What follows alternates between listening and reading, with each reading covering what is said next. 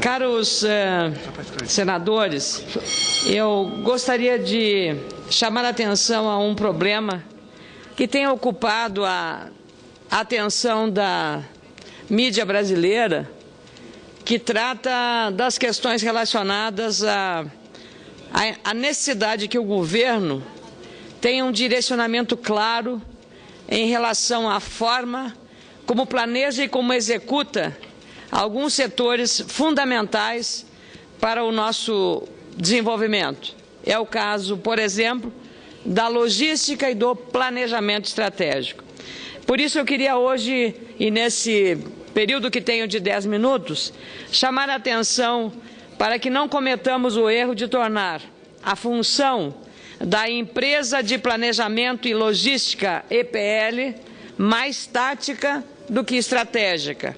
Digo isso, senhoras e senhores senadores, porque deve ser instalada nesta semana a comissão mista que analisará a medida provisória 576, responsável pela criação da EPL, a Empresa de Planejamento e Logística.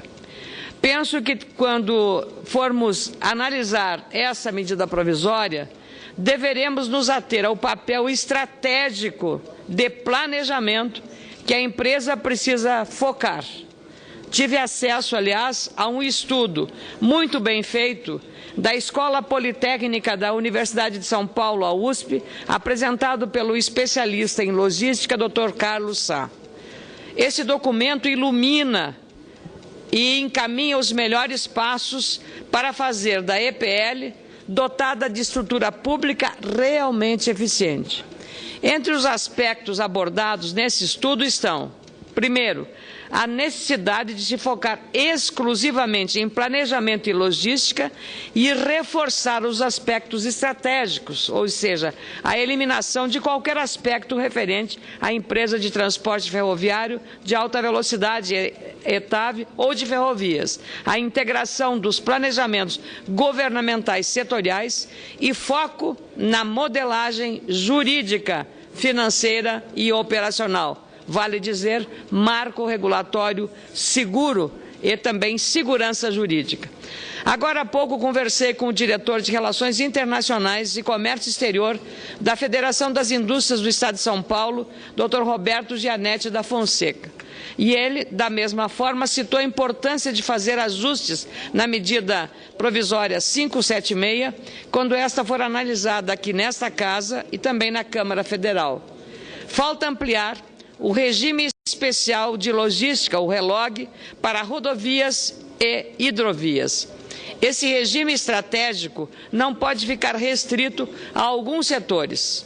Atualmente, o RELOG, criado para dar mais competitividade ao setor de logística, está muito focado em portos e ferrovias. Esse seria um passo importante para desonerar os investimentos em logística. As empresas exportadoras também precisam ser beneficiadas pela medida provisória. A extensão e ampliação do regime especial de reintegração de valores tributários para as empresas exportadoras, conhecido como Reintegra, também tornaria o setor de logística mais eficiente. Há um serviço, portanto, muito importante a ser feito pelos senadores e pelos deputados. Em resumo, senhoras e senhores senadores, precisamos aperfeiçoar essa medida provisória, torná-la moderna e funcional para que consigamos atrair e não afugentar os investidores.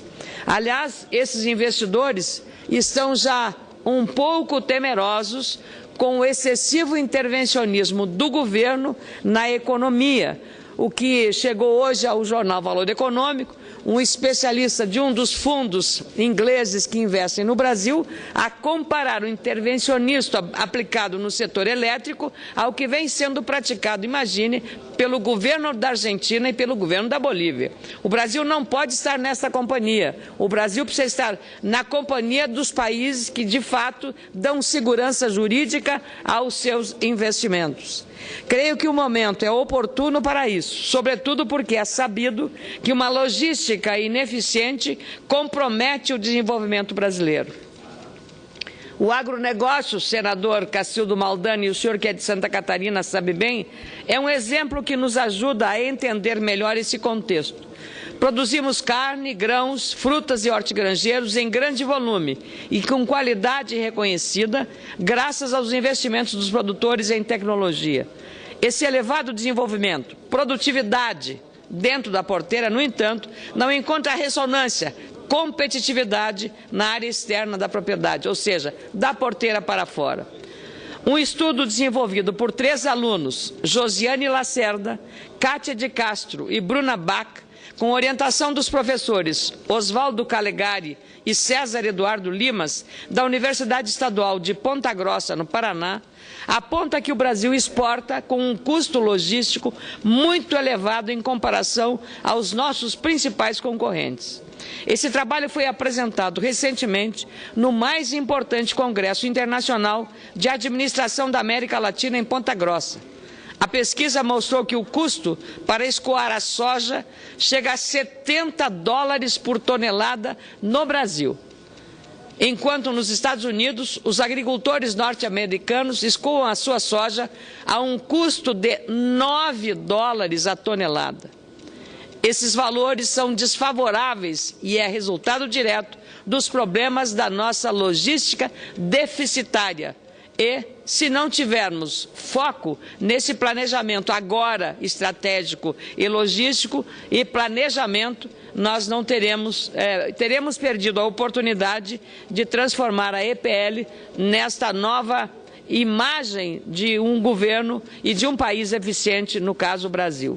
Enquanto os Estados Unidos integram rodovias, ferrovias e hidrovias no caminho até os portos, ou da propriedade até os portos e aeroportos modernos, no Brasil nós sofremos com buracos em estradas mal conservadas e portos e aeroportos deficitários. Há pouco o senador Ricardo Ferraz abordou muito bem aqui a questão aeroportuária.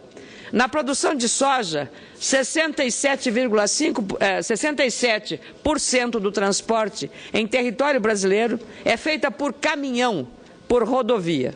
Nos Estados Unidos, os rios são as principais vias, representando 61% do transporte dos grãos da oleaginosa, o que torna muito mais barato esse transporte.